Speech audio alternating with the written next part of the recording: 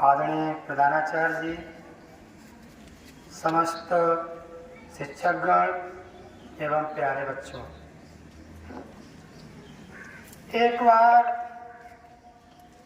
भगवान शंकर जी माँ पार्वती को भगवान के अवतार की कथा सुना रहे थे। मानस में भगवान विष्णु के 5 अवतार के कारण बताए गए। पहला कारण शौनकादिक ऋषियों का जय का श्राप, दूसरा कारण जलंधर की कथा, तीसरा कारण भान प्रताप की कथा, चौथा कारण मनुष्य शत्रुपा की तपस्या और 5वां कारण नारद मोह की कथा। बच्चों, आज तुम्हें 5वां कारण नारद मोह की कथा वो बताएंगे कि भगवान देव ऋषि नारद एक बार हिमालय पर्वत पे विचरण कर रहे थे, घूम रहे थे। तो घूमते घूमते उन्होंने पर्वतों को, पहाड़ों को, प्राकृतिक वनस्पति को, पेड़ पौधों को देखा और गंगा जी को देखा। तो उनका मन जो था वो भगवान के चरणों में लग गया। जैसे हम लोग अपने मकान देखते हैं, क्या मकान देख के भगवान की याद आती है? नहीं आती है। ये फैक्ट्री देखते हैं कि ये कहते हैं कि रूपा की फैक्ट्री श्री राम की है गन्ना में, ये फला आदमी का मकान है, नाम पड़ा होता है कि उस आदमी का मकान सदन। लेकिन कभी भगवान की याद नहीं आती है। क्यों नहीं आती है? क्योंकि ये मकान जो है ये मानव निर्मित है, ये निर्जीव है और भगवान का वास उसी में होता है जितनी सजीव वस्तुएं हैं। संसार की जितनी सजीव वस्तुएं हैं उसमें सब में भगवान का वास है। जैसा कि मानस में ईश्वर अंश, जीव अविनाशी, हर चीज में ईश्वर है और जो निर्जीव वस्तुएं हैं उनमें ईश्वर का वास नहीं है। एक महात्मा थे, कैलाश पे बैठ चढ़ गए। तो एक आदमी आया महात्मा के पास, पूछा कि ऐसा है कि एक प्रश्न मेरा बता दीजिए कि खुदा की खुदाई क्या है। तो महात्मा ने कहा ऐसा है कि सुबह तुम आना, कि सुबह बताएंगे, अभी थोड़ा हम काम में बिजी हैं, अभी नहीं बता पाएंगे। तो वो आदमी चला गया, उसमें कोई बात नहीं। वो इंतजार में रहा। सुबह को वो पहुंच गया। महात्मा से कहा कि अब बताइए कि खुदा की खुदाई क्या है। तो महात्मा ने कहा चलो मेरे साथ। तो वो महात्मा उनको एक बहुत ऊंचे पहाड़ पे ले गया और वहां नीचे कहा देखो कि नदी बह रही है कि खुदा की खुदाई है। तो उस आदमी ने कहा कि ये खुदा खुदाई क्या है, ये क्या खुदा ने खुदाई है? तो महात्मा ने खुदा ने खुदाई, तुम्हारे बाप ने खुदाई किया। कहने के मतलब ये सब भगवान के द्वारा रचित है। गंगा जी को भगवान ने बनाया। तो उन्हें देख के आज नारद जी को भगवान की याद आ गई और उनकी समाधि जो थी वो लग गए। जब समाधि लग गई, ये इंद्र जो थे वो घबरा गए। क्यों घबरा गए? क्योंकि इंद्र जो हैं वो लालची हैं। इस संसार में जो भी व्यक्ति इतना कामी होगा, लालची होगा, उतना ही डरपोक होगा। क्योंकि राज गद्दी जो गद्दी पाए हैं वो उपहार में मिले थे, कोई मेहनत नहीं करनी पड़े। और जो मेहनत से पैसा कमाता है उसे उसका वो होता है। तो इंद्र घबरा उठे।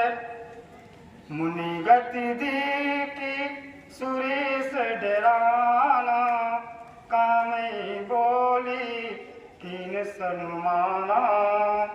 कामदेव को बुलाया और कहा जाओ कि नारद जो है हिमालय पर्वत की गुफा में तपस्या कर रहे हैं, उनकी तपस्या को भंग कर दो। तो कामदेव ने था अपने गुणों के साथ चल दिया और आया। बहुत ज्यादा यत्न किए लेकिन नारद की तपस्या भंग नहीं हुई। लास्ट में कामदेव नारद के पैरों में गिर पड़ा और क्षमा याचना की। तो नारद जी बहुत प्रसन्न हुए कि क्यों क्यों क्षमा मांग रहे हो, कि हमने क्या किया? उन्हें आप क्रोधित तो नहीं हो? उन्होंने नहीं। अब नारद जी ने मन में क्या विचार किया? हमने क्रोध को भी जीत लिया और इस काम के बच्चे को भी जीत लिया। तो कामदेव तो चला गया। अब नारद को अपने आप में अहंकार आ गया कि हमारे समान तो कोई है ही नहीं, कि अभी तक शंकर जी ने कामदेव को जीता था लेकिन उन्होंने क्रोध को नहीं जीता था, क्योंकि क्रोध में आकर शंकर जी ने कामदेव को भस्म कर दिया था और हमने भस्म नहीं किया, हमने क्रोध को भी जीता है। और एक प्रशंसा सबसे पहले हम शंकर जी को ही सुनाएंगे कि हमने कामदेव को जीता है। तुरंत आराम से नारद जी चल दिए। इधर क्या हुआ? इधर जो था कामदेव इंद्र की सभा में आया, उसने नारद जी की बहुत प्रशंसा की कि बहुत ही महान देव ऋषि, और उसके बाद में नारद की प्रशंसा तो की इंद्र सभा में, लेकिन सभी देवताओं ने भगवान को नमन किया कि भगवान की इच्छा से ही हुआ। उसके बाद में जब इधर देव ऋषि नारद शंकर जी के पास पहुंचे तो पार्वती से शंकर जी ने कहा कि देवी आज तुम्हारे गुरु जी आ रहे हैं। पार्वती के गुरु जो हैं वो देव ऋषि नारद हैं और कहा आज तुम्हारे गुरु जी हैं वो होश में नहीं है, कि आज जो है काम का नशा चढ़ा है, कि बहुत दिन के बाद आ रहे हैं, कुछ नहीं राम की कथा सुनाएंगे, सुनने को मिलेगी, बहुत दिन हो गए। तो शंकर जी बहुत प्रसन्न कि आओ भाई, कि देव ऋषि आ गए, आपका स्वागत है कैलाश पर्वत पर, और बहुत दिन हो गए राम कथा सुनने को नहीं मिली, आज कथा सुनने को मिलेगी। इधर तो शंकर जी को बहुत खुशी हुई। नारद जी ने कहा कि क्या बताएं भाई, आने का समय नहीं मिला, बहुत ज़्यादा हम बिजी रहे, इधर बरसात ज़्यादा होने लगी और काफ़ी जो है बर्फ़ भी गिर पड़ी थी, रास्ताएँ बंद थी हिमालय पर्वत की, इसलिए आने में दिक्कत हुई, तभी नहीं आ पाए। और ठीक है, अब भाई कथा जो है सुनाएंगे।